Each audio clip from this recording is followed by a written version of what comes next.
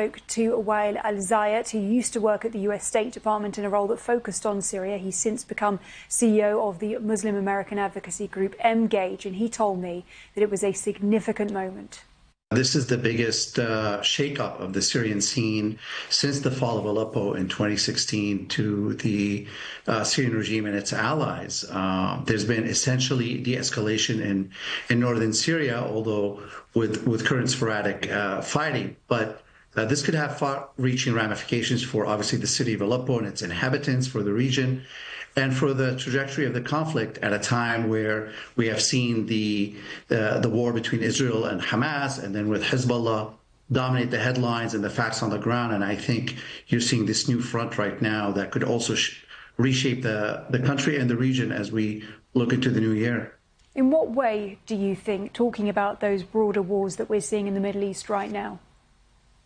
Well, yeah, definitely. I think what you're seeing is at least affected by the great weakening of both Hezbollah as well as other Iranian-backed militias in the region after a year of fighting and being targeted mainly by the Israelis, sometimes by the Americans in Syria, as well as Iran's ability to support Assad, and as well as what you're seeing in Ukraine. The Russians are essentially bogged down in a years-long war now, and both politically and economically and militarily, those two countries are busy elsewhere. And I think you're seeing that in the rapid collapse of the Syrian regime defenses in and around Aleppo. We know that the Russians have said they'll be sending additional hardware and support to the Syrian regime, whether they're able to recapture it and at what cost. And even if there's success in terms of the rebels' ability to hold down the city, their ability to govern it, a city of a few million people, and obviously the various rebel groups that are involved, that poses questions for governance, stability, let alone the broader political implications.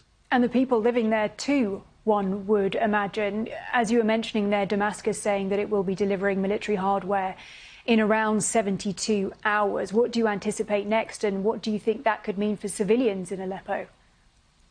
Well, if we were to be slightly optimistic, the rebel groups have gone on social media. I was just checking out a video, making sure that the residents know that, they wish them no harm and that they'll be protected. Obviously, these are just words, and because of the lack of any central authority, chaos could always occur.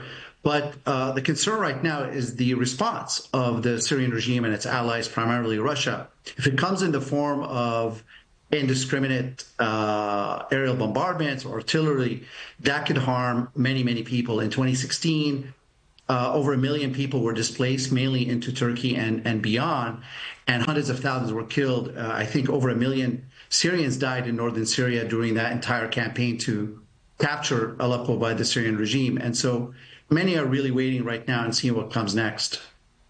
And on the other side then, Wael, what about the group itself? HTS controls parts of Idlib province near the border with Turkey. What do we know about their rule, their ideology? Well, certainly they're a very conservative, ultra-Orthodox Muslim group. They had ties with Al-Qaeda, which is why the United States and other countries designated them for terrorist activities, although their leadership, Jolani, broke off from this group publicly in an attempt, I think, to remove those pressures, sanctions, and targeting primarily by the United States. That hasn't really worked, though many analysts, including myself, don't deem that HTS has any designs beyond Syria, i.e. Al-Qaeda Central or the Islamic State. But they're still very much feared because of their not only military capacity, but their ideology is quite extreme. And I think more moderate, even Sunni Muslims, as well as members of minority groups, particularly Christians and others, have good reasons to be concerned. Obviously, I don't want to get ahead of the situation on the ground. It could end up being perfectly fine for the citizens there, but I think people are very wary right now and hoping for the best. Well, as our analyst was just mentioning there, the current conflicts in the Middle East are tied together. So let's turn now to Lebanon, where a ceasefire between Israel and Hezbollah seems to be largely holding into a third day, though both sides have accused each other of minor violations. Israel's military has warned Lebanese residents not to return home to 60 villages near the Israel-Lebanon border. And the leader of Hezbollah, Naim Qassem, said on Friday that the group is ready to help the Lebanese army build up its defences.